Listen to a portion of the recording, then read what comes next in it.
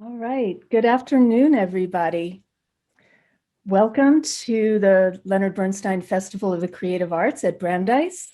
In this afternoon session, we're very pleased to be hosting a talk with artist Barry Moser and his gallerist, Rich Michelson, on the occasion of the publication of Barry's book, Master Wood Engraver, a Retrospective, published by Brandeis University Press. My name is Ingrid Shore, and I'm the Director of Arts Engagement at Brandeis University. I also am the Director of the Leonard Bernstein Festival of the Creative Arts, and I will turn it over to our artist and his gallerist. Well, welcome everybody. It's wonderful to be here. It's wonderful to be here with Barry. It kind of feels a little odd. I am sitting in my gallery with a picture of my gallery behind me, and Barry just about 10 feet away, but we're on our own computers. He's sitting in front of some wood engravings, which you can come to the gallery, visit and see in real life. So we're trying to figure out this Zoom thing. The two of us just had a nice conversation in person, and here we are separated by a short wall.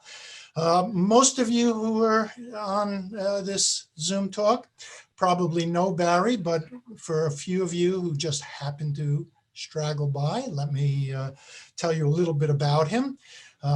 Barry Moser is, well, to most people's minds, the premier wood engraver of our time, incredible artist.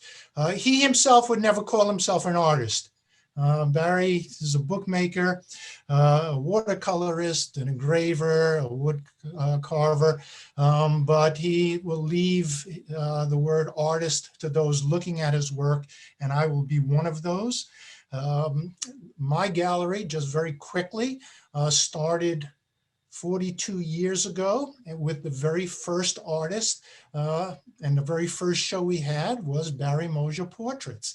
And I remember at the time the gallery was about 8 feet by 12 feet. Now you can see behind me, we've got 3 stories, 60-foot high ceilings, and lots of work. But at the time, there was a little article. I got my first review. It said there's a new gallery opening in town with a show by a young wood engraver named Barry Moser. And the gallery artist looks like he stepped out of a Barry Moser wood engraving portrait. So that was the very first review I got, which I was a little worried about because we mostly showed dark and angular portraits, etc. But anyways, Barry, welcome. Thank you. Good to be here, as always. It's lovely to see you. We got to hug actually for the first time in a year.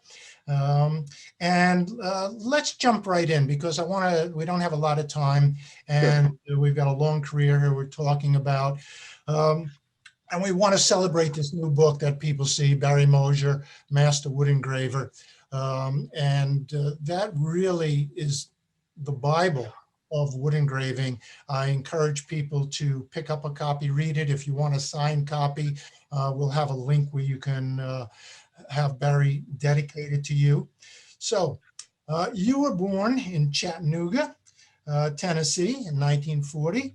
I know that you put yourself through college as a Methodist preacher, were accepted to the Vanderbilt Theological Seminary, where you didn't go, although 60 years later.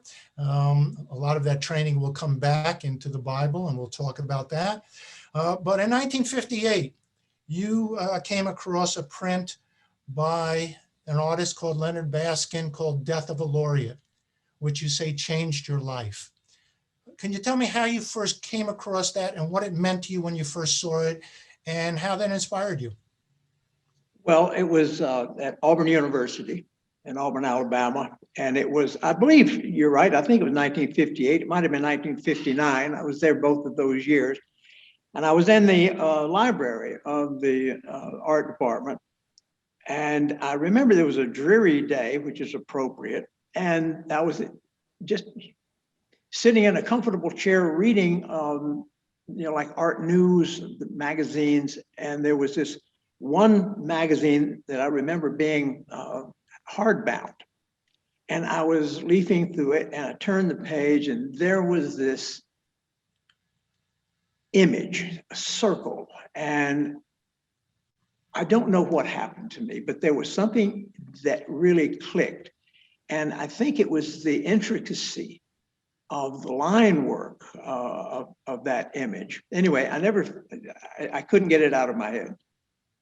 And and today I have a really nice crisp impression of that print hanging in my home.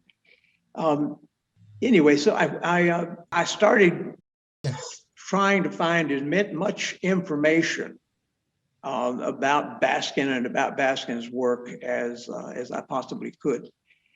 And little did I know, of course, that it was going to be less than 10 years before I would actually meet him and work with him.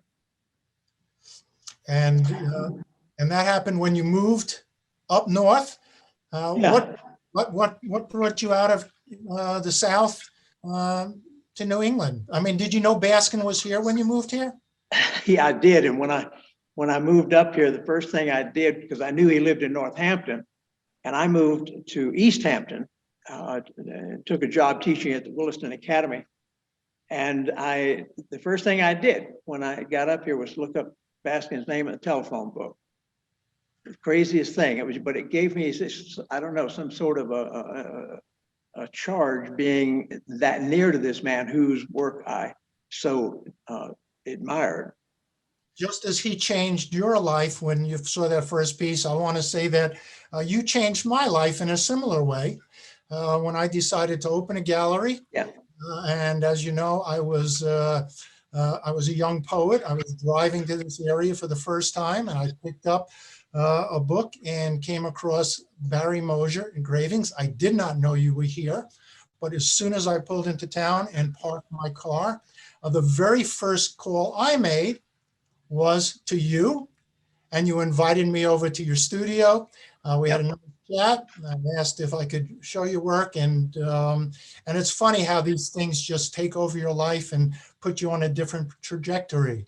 Absolutely. I had no idea I would meet you. You didn't know you would meet Baskin. So this is what interests me.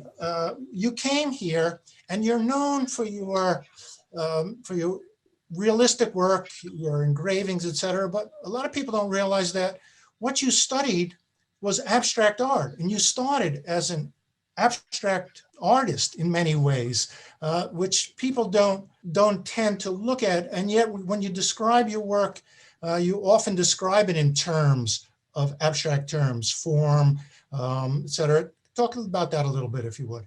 Well, that's almost entirely right. First of all, when I was growing up, I had this natural ability to draw something that looked like something. You know, if I draw a horse, it looked like a horse and not a hippopotamus. But then when I got into college, I started at the very beginning, I was still doing that very, very tight, realistic sort of work. But then when I moved from Alabama, when I transferred from Auburn to the University of Chattanooga, my professor at UC essentially took my fine brushes and my fine crow-quill pens out of my hand and put in instead a 3-inch hog bristle brush, and had me painting on canvases that were 4 foot square without subject matter, or at least with a reimagination of the subject matter, a deconstruction of subject matter and reconstruction, and that sort of thing. And that's the way I worked, because when you study with someone, the way you learn in many ways is through imitation. So I imitated the way George Cress painted. He was my teacher, my first true mentor. And so my work looked like his work until I moved up here.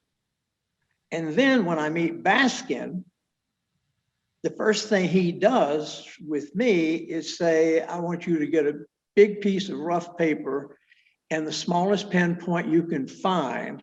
And I want you to go out and I want you to draw a tree. And I quote this verbatim, I want to see every goddamn thing there is on that tree. So it's a little ironic that I started in one place, moved to someplace else, moved them physically, geographically, and then it goes right back to where I was before I started studying. So it is kind of it's an interesting journey. Yeah. Well, you listen to music when you work. I know you listen to a lot of classical music, and you talked about just listening to classical music gives you a sense of form, structure, rhythm, and in your own work, that's always very important. The form against the paper, etc. Yeah, well, music is a huge part of my life. And I either listen to music constantly through the day or I listen to no music whatsoever. And I'm a little bit, I don't know, unusual maybe in the way that I listen to music. I listen to classical music always in the morning, sometimes in the afternoon, but the afternoon it starts getting a little different. And then come cocktail hour, it will change over and I'll go from Bach to Willie Nelson. So I mean, my musical tastes are quite Catholic, and I enjoy all sorts of music, and it does inform my work. And when I'm with my students, I'm sure they get bored to death sometimes with my constant going back to music and to the importance of space in music and how the space is so important to typography and book design and that sort of thing. But yeah, music is a major force in my life. Now, if you start asking me any questions about music, I'm going to be ignorant. No, okay, we'll go right back to the artwork. So you met Baskin, you did that tree. You probably did it many times, knowing Leonard. Yes. He had you do it again and again and again. Yes. Until you saw it from every angle and every possible way to depict it. Yes. And every time I did a new drawing, I would take it to him up at, there was the new art building at Smith was being built at the time. So I would meet him in the basement of Seeley Hall, where there was a temporary printmaking studio set up. Yeah, I would meet him there. I'd take a drawing in, he'd look at it. I'd be generous if I said he looked at it for 30 seconds before throwing it on a table and then simply saying, go do it again. And again and again and again. Until one day I had my assigned drawing with me. I went into Smith Glass and Mirror Company to see Louis Smith, who had introduced me to Baskin. And Louis was kind of my patron. And so I took this drawing in and there was Baskin. And I said, oh, well, that saves me a trip up to Smith. So he took that drawing, he looked at it and he said, after a moment, that's a nice drawing. I'd buy that drawing. Another long pause. Now, he said, who did that drawing? You or me? And that's an enigmatic question. And at first, and I still don't understand what he meant by that, frankly. But I mean, yes, physically, I had the pen in my hand. I'm the one who put the ink to the paper. But then the further question is, would I have done it had he not pushed me to do it? Mm-hmm. And I think it's the latter. It's the way I choose to see it, because I wouldn't have. I would have, that first drawing, pretty nice. And he looked at it and he said, why the hell did you do such a small drawing, such a big piece of paper for? I said, you know, that's what I say to my students too. I don't know.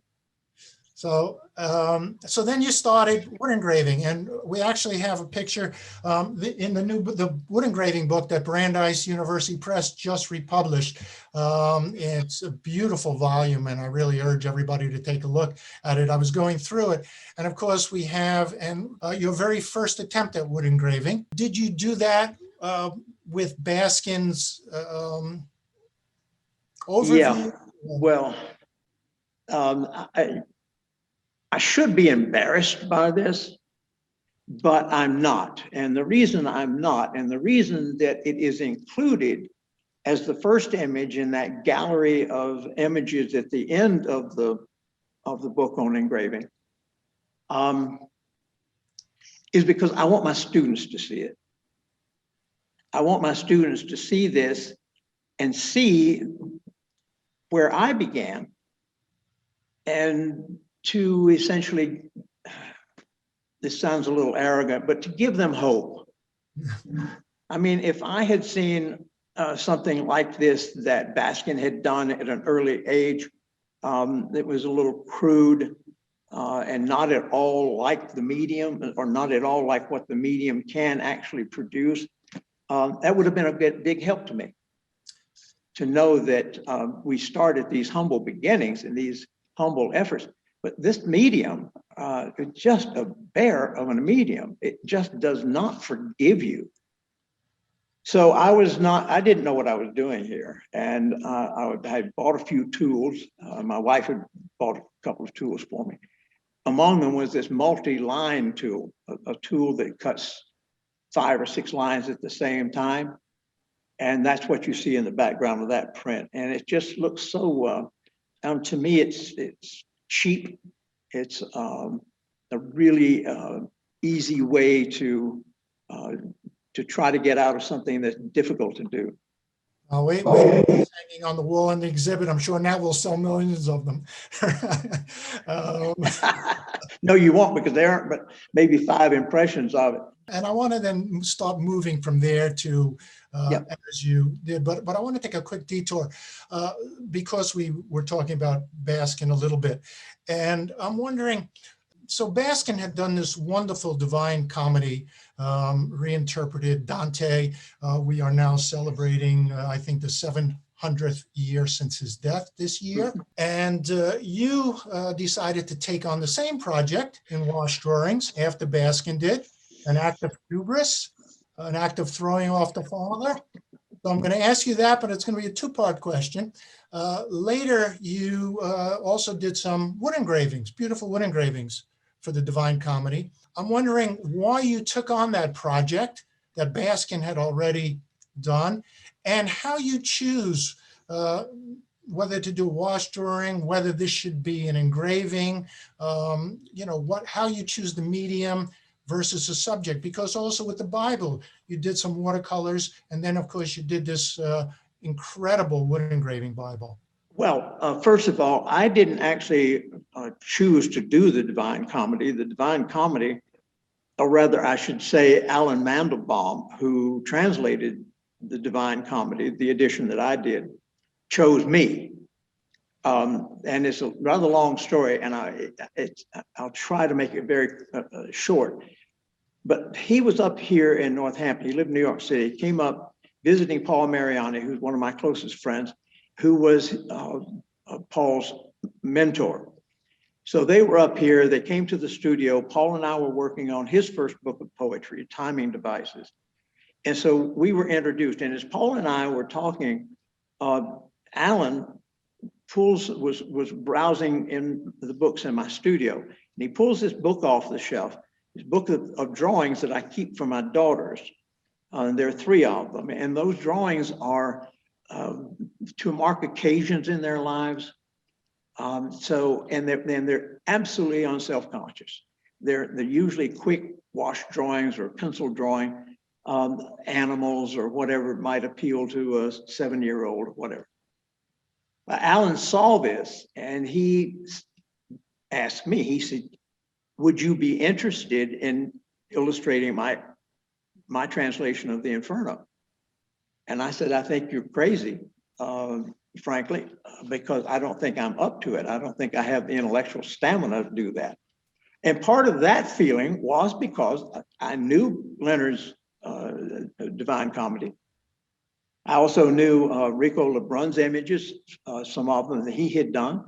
I was familiar with quite a number, but the Baskins were the ones that kind of made me hesitate.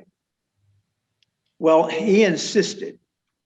And so that started the ball rolling. And because the drawings that he saw that he wanted for his translation were these ephemeral, quick wash drawings. So that's how I got to the Divine Comedy, and that's why I chose to do wash drawings. Then later on, we had set the type over in Skaneateles, New York. Michael Bixler had set it in appropriately Dante typeface, and all that metal was standing. And we had pulled repro proofs for the University of California Press edition.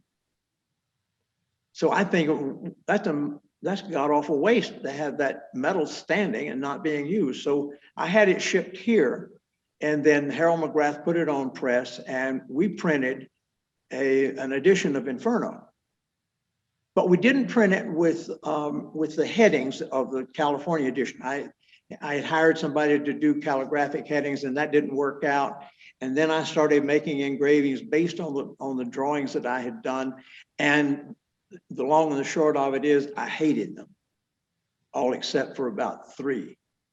And the book never got done. And it sits today unfinished in a loft right near where I live. Well, actually, Probably going to end up in the garbage. well, they're not going to end up in the garbage. One thing that I forgot to tell you, and I'll tell you now on camera for the first time, but there's going to be an exhibition in Italy celebrating Dante's 700th year since his death at the Palace Vecchio Museum.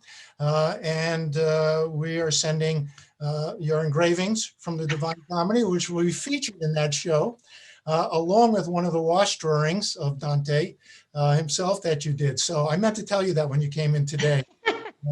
So there you go. They will be worldwide.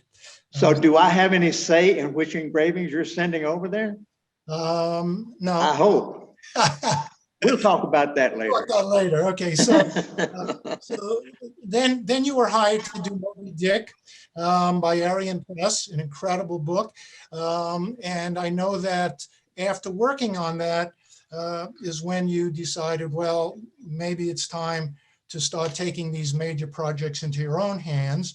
And we came into the 1980s where you did one after another these major editions of reinterpreting literature, Alice in Wonderland, Through the Looking Glass, Frankenstein, Huckleberry Finn, The Wizard of Oz, the core in many ways of Pennyroyal books, all large projects that you did yourself. And that really put you on the worldwide map, I think.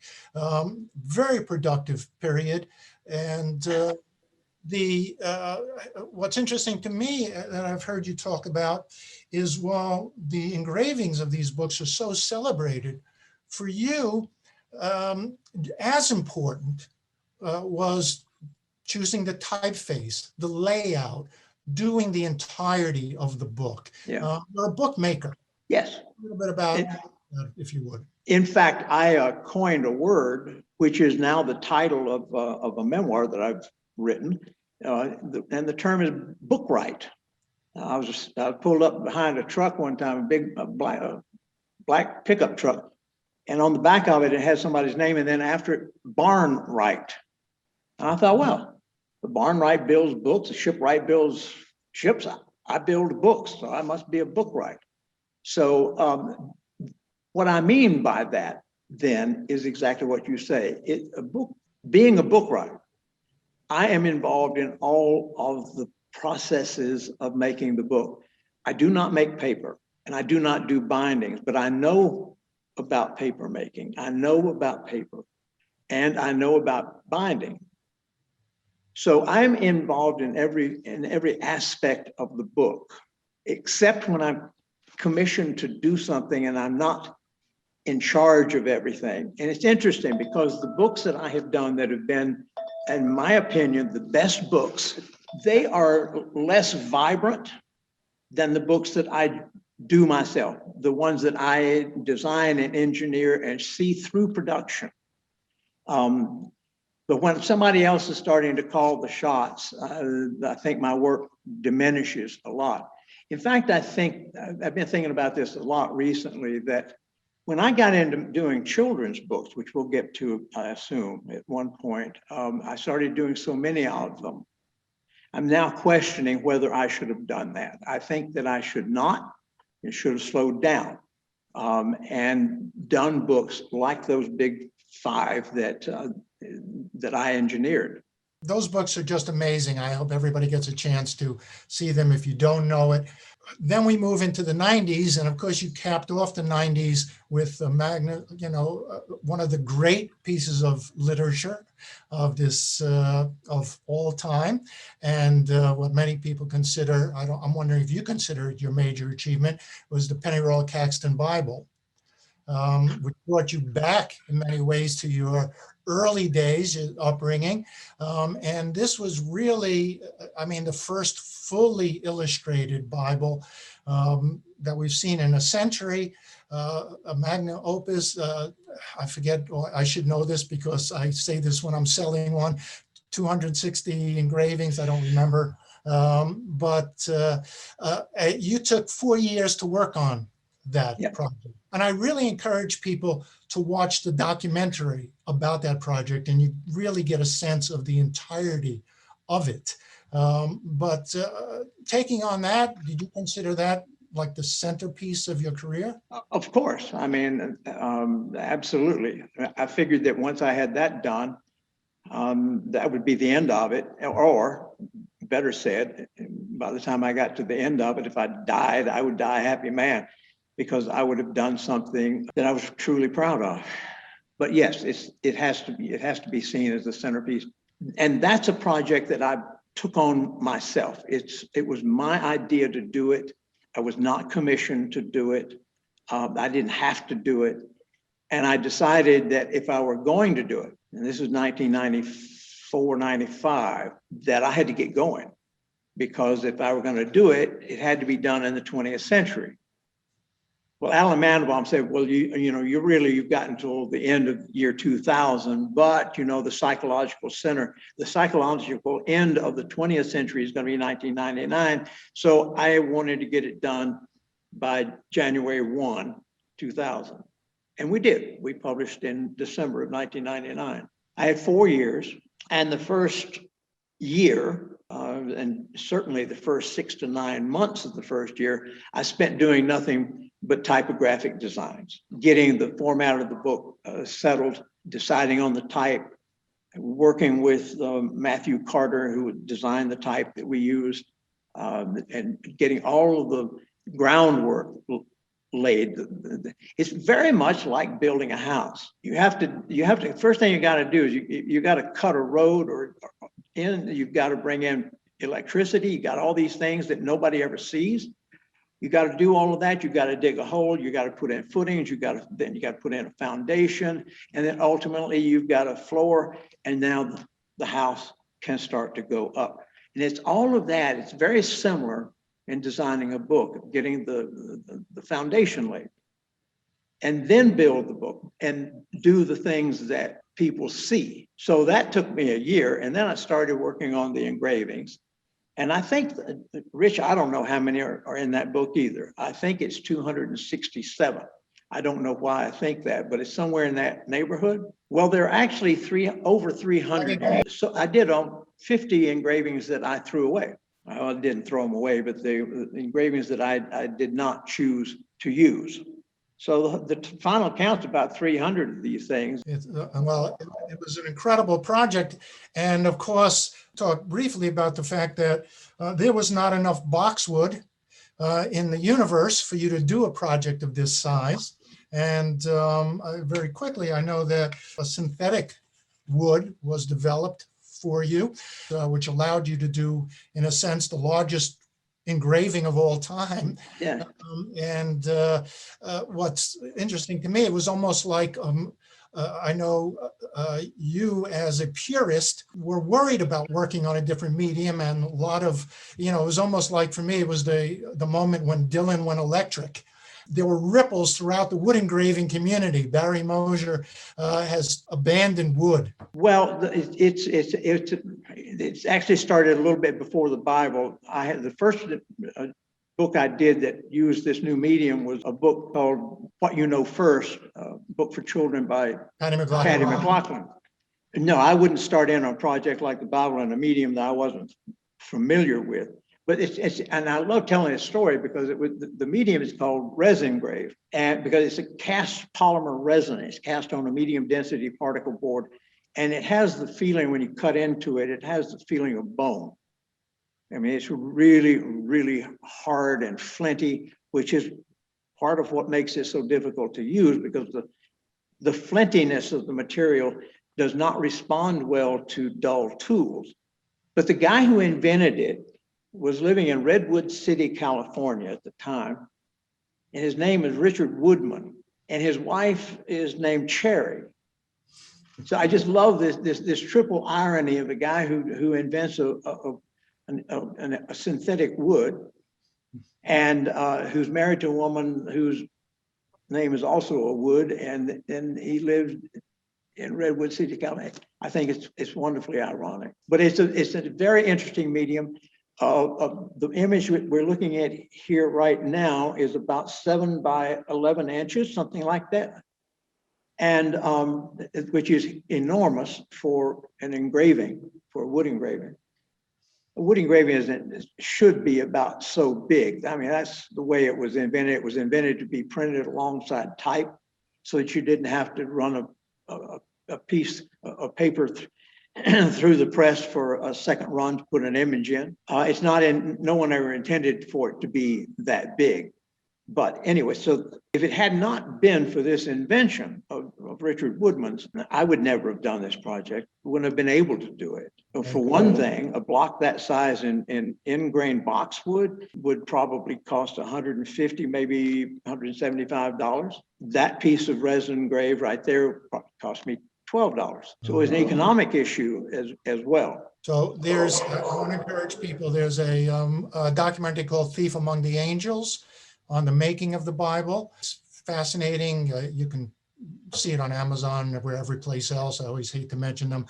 So we've got, we got to the year 2000. We've got another 21 years to go, but we'll have to save that for part 2 of this interview, because I want to make sure that questions that come up from the audience, a lot of people are tuning in. So let's take a break now a little bit and see what the audience has to say. Thank you. This is Ingrid again, and I'm going to be pulling some questions that have been coming in. And the first is a very specific question, and it's from Sonia, who's our professor of printmaking at Brandeis University. And her question is simple. She says, what is the name of the composite material / synthetic wood? Resin grave. This is a little piece of it here. I think Sonia's attending by phone. Yeah. Resin grave? Resin grave, RESINGRAVE,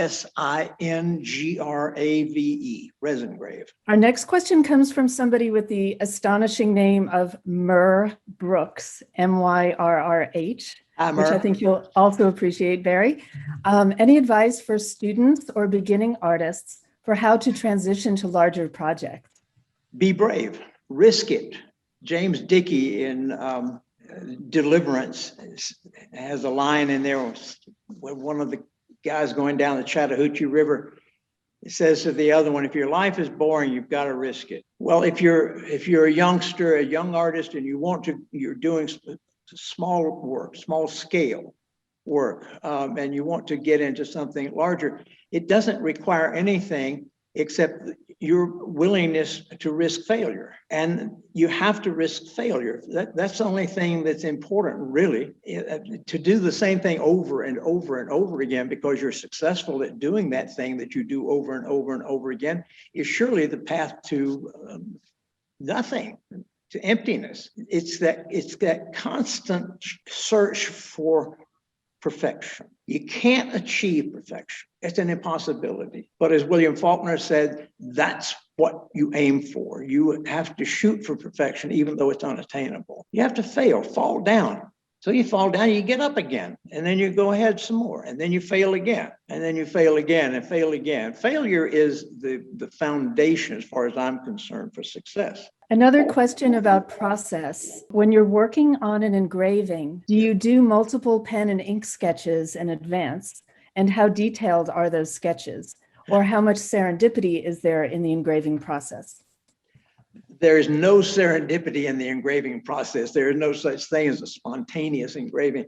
No, it is very close, very tight labor.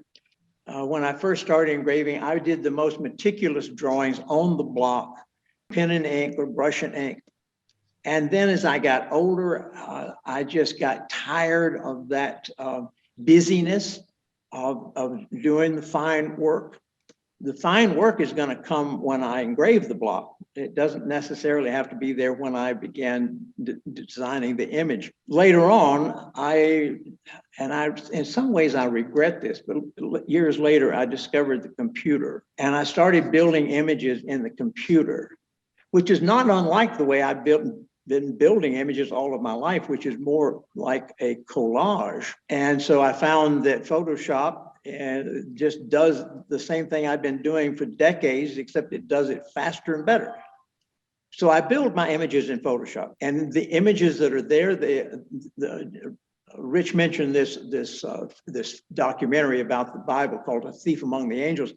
Well, that's where the title comes from. I'm a thief. I steal from people all the time. I've had only one original idea in my entire life, and that's the opening page of the Bible, and it has no image on it. It's just the word God. So today the images are built in Photoshop. I transfer them to the block with a solvent that reverses the image. The image is very ghosty. Some of that image comes through very fine. Some of it is it's like looking into a cloud. And then I redraw it. And at that point, I come back to that fine manipulation of the pen and the brush and make a very detailed drawing, but not as detailed as it could be. And that's important because I reserve that to the final act, which is with that burin, that sharp piece of steel that I cut down into that metal. That's where the detail work comes in, and a lot of Bach.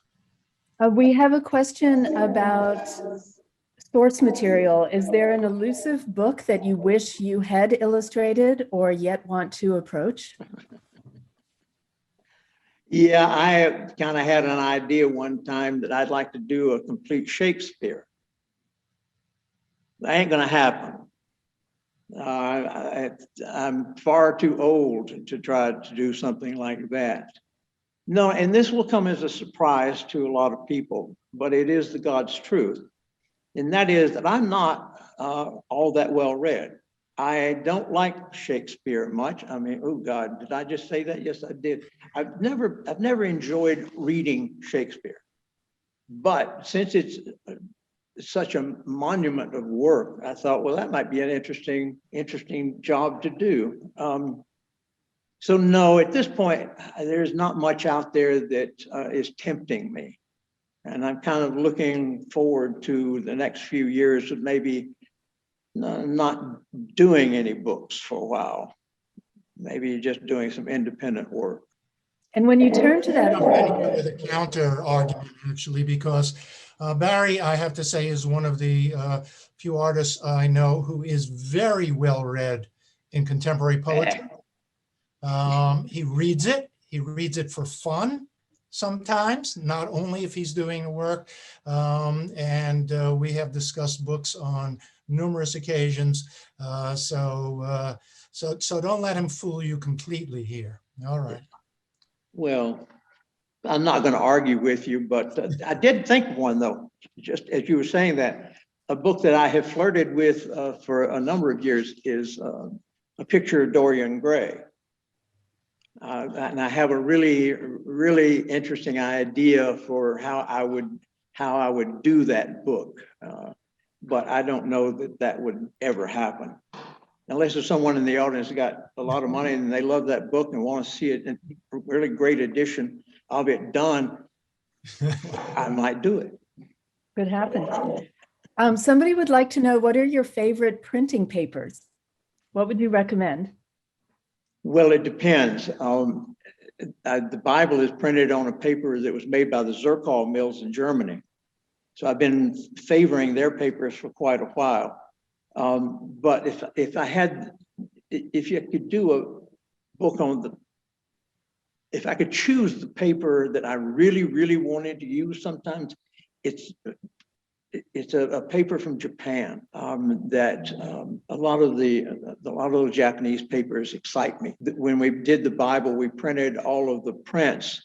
We did an additional suite of all the prints on a Japanese paper called Kitakata, Kitakata, Kitakata, Kata. I'm sorry. Other than that, I mean, I don't really have, a lot of my books have been done on commercial papers, like Mohawk Superfine. My books I've never had a criticism of any of my books saying that the papers weren't sufficient to the job. Paper is like typography to me. It needs to get out of the way. It doesn't want to call attention to itself. Put the ink on the paper and let it go. And also with my pressman, Harold McGrath, we never printed on damp paper. We always printed, as with Baskin's books too, at the Gannett Press, they're always printed on dry paper. So that limits some of some papers just right off the bat. What was it like to collaborate with Nancy Willard Lindblom? I love Nancy. I miss Nancy. Now, she was such a hoot. We did a Beauty and the Beast together, and her husband, Eric, had made a photograph of this place over near Rhinebeck, New York, and she sent it to me.